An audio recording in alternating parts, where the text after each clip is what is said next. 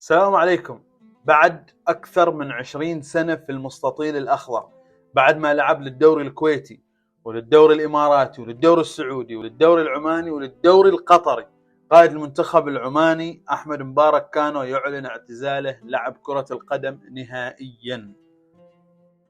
يعني خبر صادم بالنسبة لنا احنا كعمانيين، إن قبل كأس الخليج ب6 أيام قائد المنتخب العماني يعلن اعتزاله كذا فجأة بدون سابق انذار. يعني فكل اللي نقدر نقوله شكرا احمد مبارك، شكرا على كل اللي قدمته للكرة العمانية طوال هذه الفترة. يعني كنا نتمنى نشوفك في كأس الخليج، وكنا نتمنى انك تعتزل من وسط الملعب، مش كذا فجأة يعني، لكن للظروف احكام وكل من وظروفه. السلام عليكم. كانوا معك ربع وكانوا راحوا سوا وما زلت كانوا